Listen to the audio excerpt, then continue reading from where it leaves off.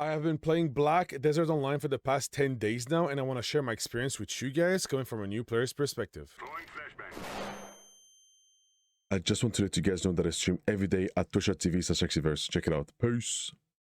So why BDO in the big 2025? To be honest, I tried to stay away from this game for the longest time ever because of the fact that the game was extremely pay to win and you needed hundreds if not thousands of dollars to actually just go from mid game to end game. You know, you just need your tents, your familiars, your fairy, your way. Like there's so many things that you needed to play this game, and I just couldn't get my head wrapped around that fact. You know what I'm saying? So I just never really played the game and never explored anything until my Twitch chat told me to give it a shot because of how things have changed drastically over the past year. Yeah, I mean, this video is dedicated to you guys, honestly. Like, I would have played this game without you. Also, happy Pride Month.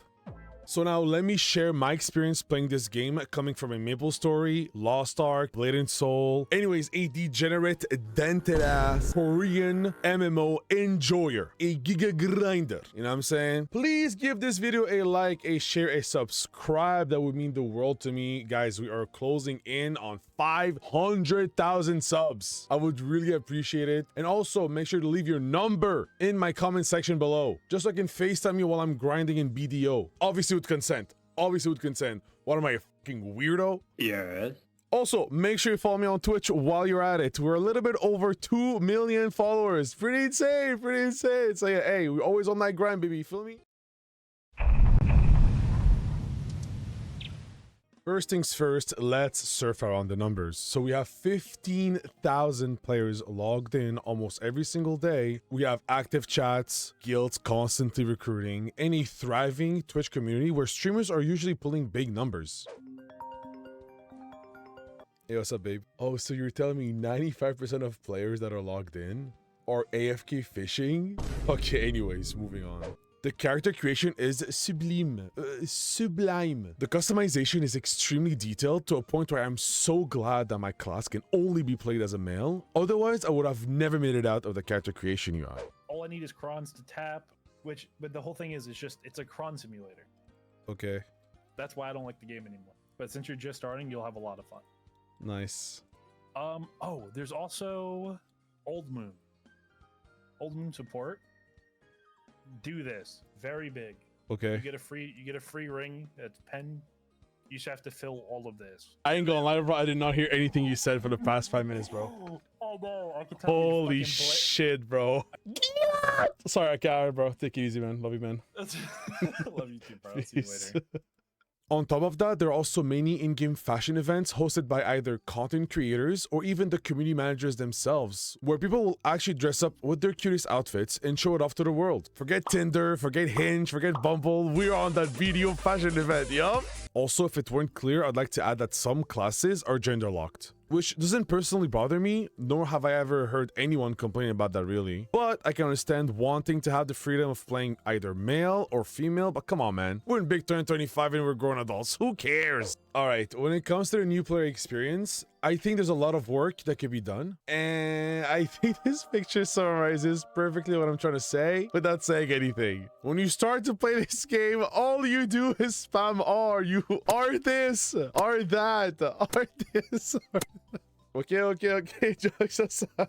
The new player experience has seen some improvements since the last time that I've seen this game, albeit the redundancy of spamming the R key to go to the main story quest and the overwhelming UI that you're presented with as you start the game would need some fine-tuning, but I believe that Prelibus did mention these things and addressed them and said that they're actively working to even dumb it down further a notch. In addition, most games that have been live for a couple of years come with a heavy baggage. By baggage, I mean so many systems that end up stacking and overlapping each other, causing the overwhelming feeling and confusion, especially for new players and even sometimes for returning players. For example, if it weren't for my chat guiding me through the many processes that exist in this game, like enhancing, reforging, Caffrey's enhancing, setting up my AFK fishing, that I sadly don't even do because I forget every night, but don't tell my chat. If it weren't for all that, I would still be in my full Naru gear and I'll be wasting my energy speaking in server chat. Like, what are we doing here? The game, however, is designed to be a sandbox MMO, meaning you build yourself up from whatever path you end up choosing, whether you want to go to the front line and grind mobs all day, or even if you want to go life skilling, which can become incredibly technical with stuff like fishing, cooking, farming, sailing, which is simply the tip of the iceberg.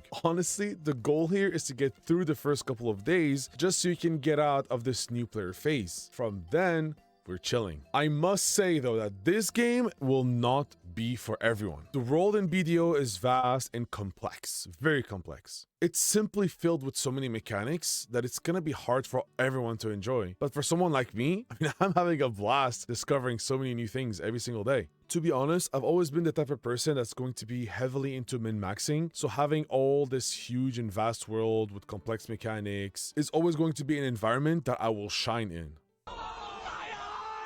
On the other side, I can definitely understand how this could be such a turnoff for a lot of players that are not really into these things for the exact same reasons, right? It's not only a steep learning curve, but it's also an overwhelming amount of mechanics, of systems, very in-depth combat system, etc. Overall, despite the challenging first couple of days of figuring out what the hell these systems are and what they do, I do believe that the game has been dumbed down to a point where we are kind of able to start somewhere without feeling extremely lost. I mean, we still feel lost, but less lost than before, if that makes sense. Now, can Pearl Abyss dumb it down even further? Absolutely, 100%. And I'm pretty confident that this is what they're actually trying to do. On top of all those quality of life changes, they're also being way more generous with the freebies. We're talking free tier 10 horses for everyone, which to be fair was kind of a flex or one of the biggest flexes back in the day. To the point where like giving it for free to the players can be seen as like a slap to the face to the Giga Grinders. But I mean, the game's been out for like what, 10 years now-ish, so this is something I pretty much expect.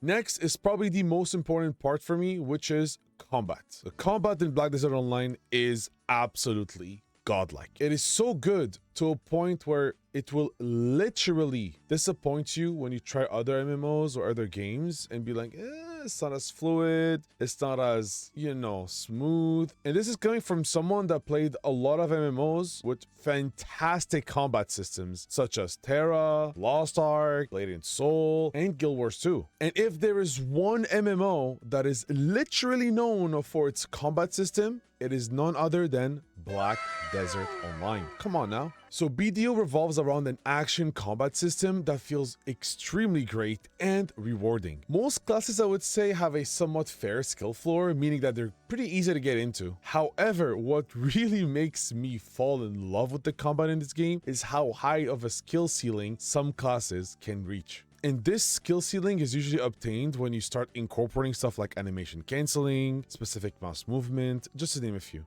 Obviously, if you want to play this game, you do not need to learn all these techs, but you could see how it can feel extremely rewarding for people that are passionate about combat and push to beyond the limits and learn everything about their classes. As for the content that this game offers, I can't really comment on it in specifics. However, I am inclined to believe that it is just as much of a grindfest as any other traditional current MMOs, with obviously your set of world bosses, field bosses, and dungeon and raids. Listen, I might just be crazy in the head, but I love the idea of grinding for multiple hours just to tap my gear. I'm actually perfectly okay with this. I just like the idea of continuously getting stronger, even if it's only one gear score that I'm going to be going for. And I know that this one gear score might not even be that significant, but it's just nice to be able to push beyond your limits and keep going and going and going. Now, speaking of tapping your gear, one thing that I've noticed upon enhancing my gear is that they have introduced some sort of like a pity system here. And for you guys who don't know what that means, it's simply a mechanic where upon failing a certain amount of enhances or taps or tries, whatever you want to call it, your gear is a 100% guarantee to move on to the next stage. No more gear breaking, nor downgrading. I personally find this addition of a mechanic incredibly game changing. And I think a lot of Korean MMOs should learn from this if they're trying to step into the Western world. Nothing is worse than spending hours grinding for money on top of killing weakly gated bosses for a chance of a piece of gear to drop, just to have the same piece of gear get destroyed upon failing an enhancement. Having a pity system really reinforces the idea that there's always going to be some sort of a constant and guaranteed progression, albeit extremely slow, but it's the late endgame. It is supposed to be like that.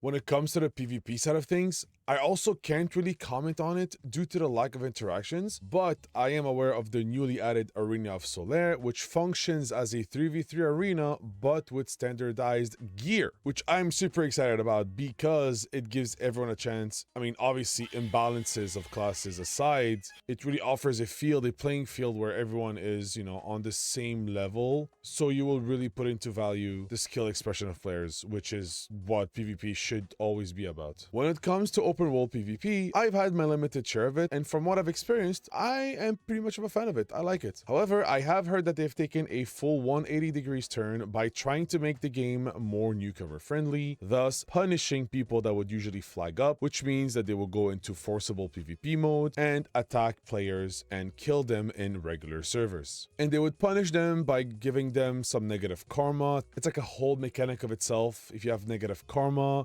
you can go to towns, you'll get attacked by guards. If you die, you lose a gear score, so like your gear would be upgraded fully, and then let's say you die, you lose one tier of it, so on and so forth, something like that. I'm not too sure. Personally, I'm trying to look at both sides of the coin here. On one side, you have people that aren't interested as much in PvP and simply want to grind, get stronger, and chill, while on the other side, you have people that enjoy PvP and gear up just to engage even more with it. That's their whole motivation to play the game. The solution to all of this? Man, shut your ass up and get your ass in PvP servers and stop yapping, bro. Go fight people there, man. I understand that you can flag up in regular servers because of punishing karma, but like, what's the fun in flying up and killing people while they're grinding? That does sound fun, actually. Damn, what did they have to kill it? What I'm trying to say is a lot of PvPers that I spoke to are sad of these changes, because it's not like back in the day where if you grinded, you had to be pretty much alert 24/7 if someone was going to come and kill you, thus giving you even more motivation to grind and get stronger, or straight up just quit. From my perspective, as someone who really enjoys PvP, I think PvP servers are a really good option, especially if they have the incentive of giving you extra drop rate. And personally, if you really truly cared about PvP and get stronger and get better, I don't know, man, killing noobs, farming noobs over and over again, or farming undergeared people over and over again is, at least for me, is unfulfilling, and it doesn't even feel rewarding. It's just boring. I personally like a challenge. I like to fight people that are actually good, that will bite back. Pause. You know what I'm saying? Like, I like those type of fights. I like those. Just to give you an example, I know this might not be applicable later on, but throughout my whole season progression, I was always in Arsha, which is basically like the PvP server, but for seasonal characters. And I personally met a lot of people while I was farming for my infinite HP and MP potion. And yeah, I had to defend my spot. I had to fight people off. Did I lose? Yeah. Did I win? Hell yeah, I won too. I lost too. Like, it's just fun to fight people that are there because they want to be there, not because, they're trying to be there just for the drop, and then when they lose, they just leave. Like, it just feels good to fight people that are actually as good, if not better than you. And, you just learn, you get better, and then obviously, like, hey, you just go both your ways. Like, it's not a question of, like, griefing or, you just over farm and kill someone that's, like, underly geared. It just doesn't feel right to me, man. I don't know. And I know for a fact that I could never do this in old BDO because people would just leave. Because the people I'm fighting do not want a PvP. So there's no engagement. I'm just talking to a fucking wall. You feel me? Like, it just doesn't feel right to me. That's why I really enjoy PvP servers, because that's where I will find people that are like-minded and want to PvP. Or I'll just stumble across a PvEer, and once I kill them, well, they're just gonna leave. So I'm back at grinding, you know what I'm saying? So it's like, now I know there are like other topics for PvP, like Node Wars, Guild v Guilds, with like the whole declaration thing that changed. You need a consensual agreement from both sides that a declaration of war will happen, and you can't just have a one-sided version of it anymore. anymore, something like that. And there's also the fact that gear optimization is a thing. So what I mean by that is you can be grinding in a zone with your PvE gear, and then someone can come with his PvP gear and just destroy you, and you have no chance of defending yourself because you are at a disadvantage. I will not be covering those as I really like any sort of experience, but I can understand the challenges in those systems, and I really hope that Pearl Abyss addresses those. And I'm pretty sure with like the new zone coming out, the demon place, whatever, demon land. We want to give you a sneak peek at the unique PvP elements of this new region. We've just shown you 3 of the bosses, and the castles of their respective domains thus far. The first adventurer to conquer any of these castles will become a ruler and lord over the domain, known as the Adana. As Adana, you have certain privileges. First, you have the right to harvest life in your domain. Simply put, you can forcibly attack adventurers in your area without losing karma, as it is your domain. Really cool. Another privilege is that a portion of the revenue from adventurers defeating monsters in your domain will be collected as taxes. Oh my gosh. Along with the right to harvest life, you can choose whether to engage in PvP freely, or just sit back and collect taxes. Also, if you don't really like your particular Idana, you can challenge them in combat immediately. As the ruler and champion of a domain, the Idana must always be ready to accept such challenges. This can be viewed as a modified personal version of Node Conquest Wars.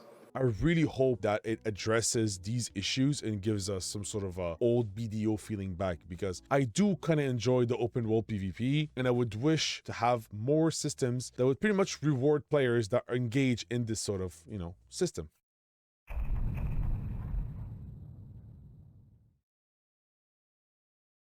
And the last thing I want to cover is monetization. Is the game pay to win? Yes, yes it is, yes, yes it is, yes. In my books, everything that gives you an advantage, whether it's directly or indirectly, is considered pay to win. You have familiars, fairy skills, tent, maids, wait, like the list goes on and on and on. You could argue that those items could be worked on strictly through grinding, which is not false, but overall, the game is still considered pay to win. I spoke about this earlier, but with all the freebies that they've been handing to us, the entry level of the pay to win has been significantly dropped down to a point where pets, fairy skills, maids, all these things can be acquired through events, codes, and just playing. Moreover, you could just wait for a 30% off coupon, which aren't as uncommon as before, and just use that to buy the tent, for example, which is the most important item when you are out for grinds. Personally, I am okay with this now. I mean, it's way better than what I remembered from back in the days where you needed hundreds, if not thousands of dollars to just progress from mid-game to end-game, whatever. Now, you can get through this simply buying a tent, maybe a couple familiars if you want to. You don't need that much anymore, so that's awesome. At the end of the day, this is simply from my perspective alone, which